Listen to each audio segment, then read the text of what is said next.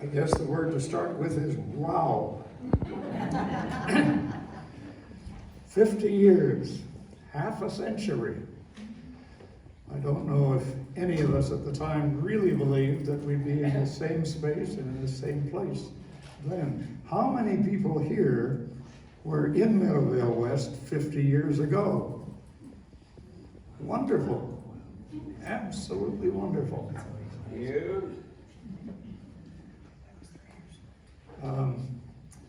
I have a few notes here. The rector kindly invited me to preach and to do some reflections on the very early days in the parish.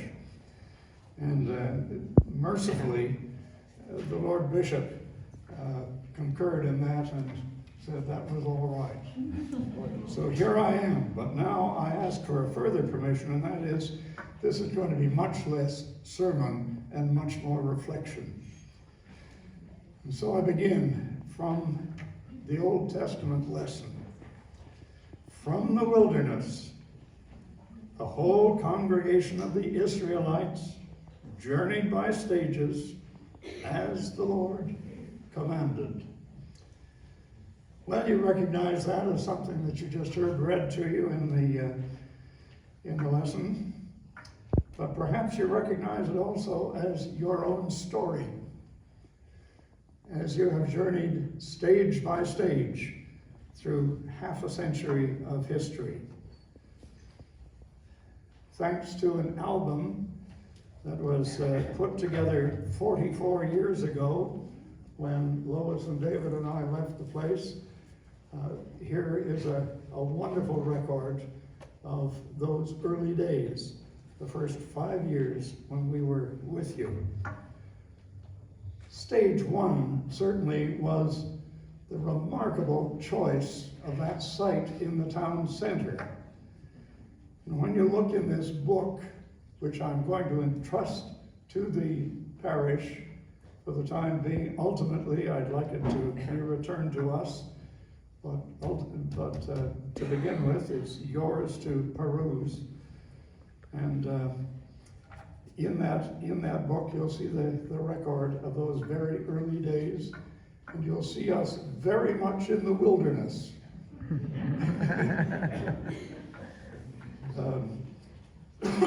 Excuse me. My first license from Archbishop Garnsworthy, who said, "I'm not even absolutely sure where the place is. But you have only me to report to, and I really want you to go there. And I'd like this to be distinctly Anglican, but ecumenical." How do you do that? I think perhaps you have done that during the 50 years. My first license issued by him, he wondered, how do I license you when I look at this bare patch of wilderness? And so the license read, "Priest in charge of new work in Meadowvale West." That's what you are. The next stage came 2 years later when we were recognized officially as the parish of St. Francis of Assisi, and my license was then as incumbent on January the 22nd, 1976. Now, I have to say that when Lois and David and I moved into that rectory, it was sort of the limit of civilization. Everything beyond it looked to be field and wilderness. And one morning, Lois arrived at the kitchen sink, and staring back at her through the window was a cow.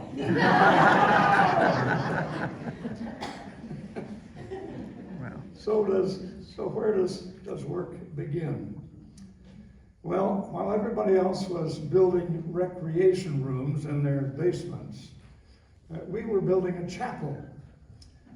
How do you do that? Well, you put up some plywood studs there's some plywood sheets around the studs, and then you look for furnishings. God bless the sisters in Oakville who donated pews, set up collegiate style as a choir might be. And God bless the then fathers in Bracebridge, the Cowley fathers, who had an altar on wheels that they weren't using, and that worked very well indeed. So there we were, we had a chapel. Now, there was only one window in the chapel, and that's one of these basement windows. Most of you have those, I suppose. And the altar was under that window. And in those days, we faced with our backs to the people. And as I stood there piously looking at this window, suddenly a cat appeared in it. I promise you it was not worship. Our early days were spent in knocking on doors and asking, are there any Christians in there? And if so, what brand? And by the way, it doesn't matter much. And if they said Presbyterian, I'd say, well, that's just fine. We have literature here from your minister, who is Derwin, and this is where they worship, and so on. And as a few people were added to our number, laity joined in this as well, and we canvassed a good deal of the neighborhood in that way. And by the way, I might talk about the consequence of having worshipped the cat. I thought, well, the whole church at that point, 50 years ago, was beginning to celebrate facing the congregation. So I pulled the altar out and I faced the congregation. I had a delegation. And I think dear Wally Ron, God bless him, was in that delegation. And they said, what are you doing? Before, we were all doing the same thing. We were all facing the same direction. And now we all have to look at you. Interesting observation. Well, after our Sunday morning gatherings in that little chapel, we'd go up to our family room and we'd have coffee, and there'd be 1,000 questions about why do you do this and what are we doing and what does the future look like for us. And right from day one, every member of that community was in on shaping the future for us. However, it couldn't last forever. And I think the congregation was almost 60 when, doing the communion, I found myself, having done the whole jam chapel, going up the stairs giving the communion right up to the kitchen. So we had to move. Our first move was to Eden United Church, which had been in the community for years and was very traditional. And as we moved in there, it looked a little too traditional for us and not terribly Anglican, so we noticed the Roman Catholics were building St. Richard's School, and they were using their gymnatorium as a place for their masses. And they were only too happy to move over and give us room to do the same. Well, that couldn't last forever because their numbers grew and their use of that space grew. So eventually, I guess you could say we were thrown out. Yeah. But Roman Catholics didn't all throw us out, so we went down the road to St. Elizabeth's School, which was then under construction, and that was our next one. The important thing about those two moves, and you'll see that when you look at these pictures, is that before every service, a team from the community had to come together and build a church and make this beautiful liturgical space out of a gymnasium. And many young people who are quite confused when they go into a church these days and there are no parallel bars. But we did an absolutely lovely job of that. And those same laity or another team would have to pack that all up at the end of the Sunday and store it away in borrowed space. We were young. We were young. And this is a fact. Barry Maloney will bear me out on this one. We looked across that congregation and there's not a person to be found over the age of 40. All kinds of children. We're all in our first houses with our first children. We're young. I was only 36. My wife 34. And that was quite an experience. What do we do about children? Well, we just didn't have room in the rectory for a Sunday school. And as we moved to our new quarters, they seemed less than satisfactory for Sunday school, so we created what was called Joy Company. And Joy Company met after school on a weekday in somebody's garden. About half an hour of good physical activity, and then a really good teaching moment for those children. Well, eventually, we moved to the wilderness, and there, in the midst of what you will see is very vacant space, stood the Lord Archbishop of Toronto and the then Mayor of Streetsville, Hazel McCallion, as the area was dedicated. I have to tell you a word about Hazel McCallion. You probably know a good deal about her too. Hazel, in her youth, was the national president of the Anglican Young People's Association, which was then a very strong and active national unit. And Hazel had headed that, so she was proud to say, right up to her very latter years, that everything she learned about running meetings and speaking in public, she learned at the feet of Anglicans.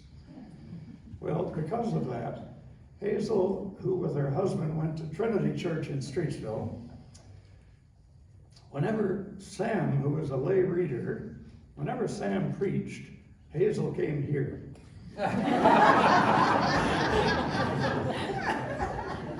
You may want lots of things from your husband, but not a sermon. So Hazel would come here. And one day Hazel said to me, "Andy, I think I'm going to go for it." I said, "Hazel, what are you going to go for?" She said, "Mayor of Mississauga." I said, "Oh, Hazel, look, you have Ron Searle and the big blue machine, the Conservative Party, up against you.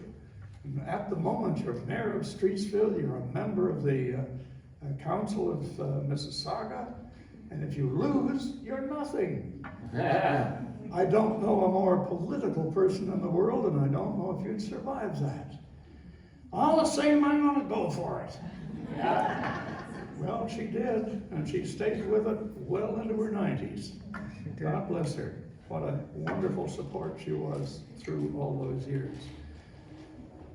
And God bless Sam, who was her lay reader husband and our printer. And it was Sam who designed, invented the logo. Where is it? The logo's not there. It was there. It's on a plaque. It's on a plaque right there beside the bin. Oh, all right. Yeah, there it is. Okay. Anyway, that little logo talking about the Holy Trinity of God the Father, God the Son, God the Holy Spirit, and humanity reaching up, mind, body, and spirit. That creation of the logo was his job and lasted for quite some time. Well, all of this was done in the context of what was called a church campus. This was a whole new idea for the life of the church. And it called for 4 churches at that point to be gathered together under one roof. At the center of it all is a baptismal font which speaks about our unity. And from that baptismal font flow, at that point, 4 different traditions. The advantage of that, I know not everybody has always been in favor of that, but the advantage of it is we don't step on each other's toes, either about the time of service or the way we decorate our space and so on. So this was a whole new way, and we also combine our resources for program and community life. Well, during that 5-year period, from 1976 on, thanks to, this was Herb and Sharon Ware's production, The Franciscan. I think I detect the sound of Barry Maloney in the article that I'm about to quote, though. In 1975, our average attendance in our nomadic life was 27. A mere 4 years later, our average attendance was 180. A 66.77 increase. The number of Easter communicants, we were excited when it was 30, but in those 5 years it moved to 330. Wow. There were 145 baptisms. There were 8, and many of those in these gymnatoria, by the way, and 18 marriages. And all of that while we were still in our nomadic moving about from place to place, worshiping in borrowed spaces. Once in our own building, the United Church was growing faster than the rest of us, and John Ambrose, a wonderful minister who led them at that time, was inclined towards a community church with no distinction between denominations. It wasn't quite what we were after, so for more than one reason, sadly, the United Church had to withdraw from the project and establish their own building. So those are some snippets of what things were like in those early days. Archbishop Garnsworthy eventually came out just before that new license, and he said, "What are you going to call this place anyway?" And I said, "Well, Your Grace, there's quite an elaborate process as to how one goes about finding a name for a parish." No. What would you like to call it? And I said, "Well, if I had my brothers, I'd call it St. Francis." "So be it."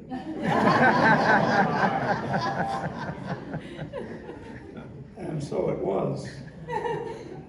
In a sense, I'm sorry there wasn't other input into that. but I think there were people who were sympathetic with it. Francis, you see, lived 800 years ago, so it's rather difficult to be precise about details of his life. But were he alive today, he'd probably live someplace like Forest Hill Village. He was certainly of the privileged class, and the young men of the privileged class enjoyed getting into uniform and mounting on horseback and doing religious exercises and even the odd genuine battle. And he did his share of that and enjoyed it immensely, and was captured and spent about a year in prison.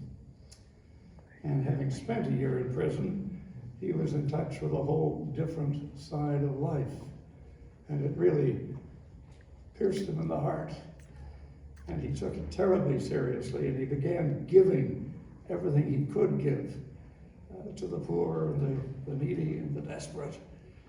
And eventually, even took from his own family, from his father, some of his father's, what he thought to be was unnecessary wealth.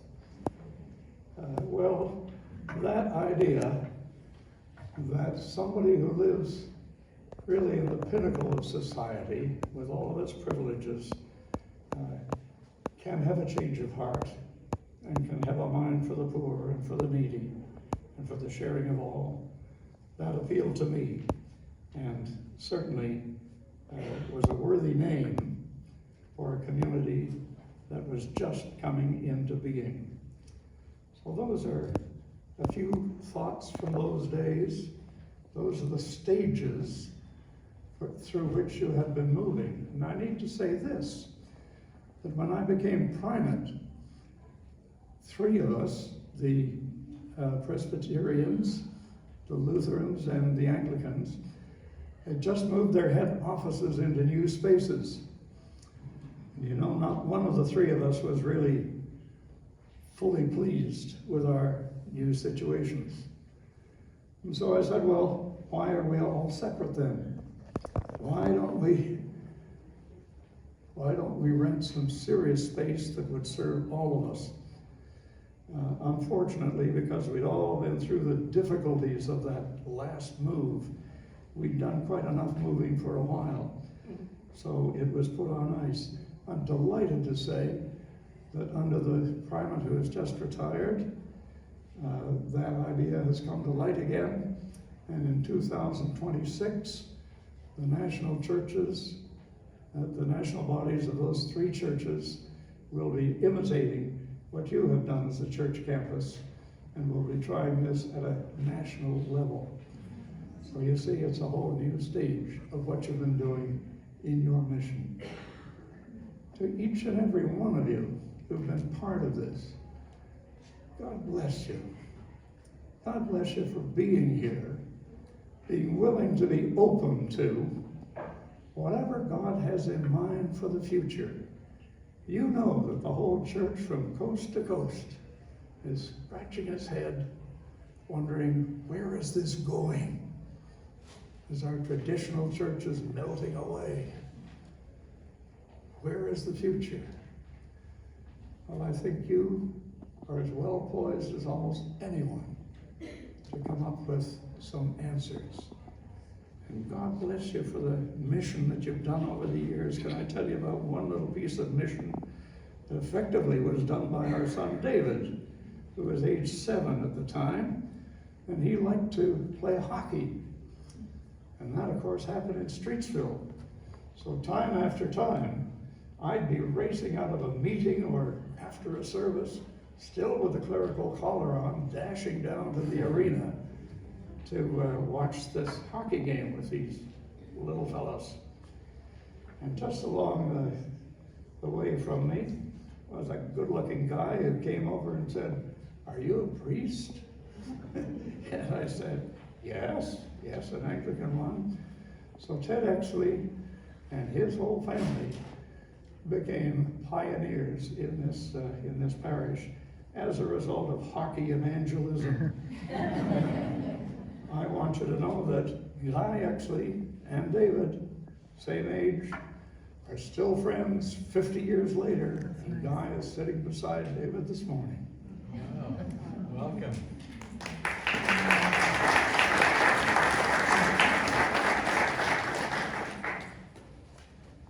So, thank you for what you have done with what you inherited after my time. And thank you for your witness to this community. There need to be more young people. And by the way, that's not all your fault. When we had all those young people, there was nothing else for them to do. And parents were only too happy to have them looked after for an hour or two. So you could use some of them, but God bless you, and I hope 50 years from now, the members of St. Francis will still be giving thanks for all God's blessings. Enjoy this reminiscence. I leave it with you, and I pray that eventually the rector will send it back to us again. God bless you. God bless.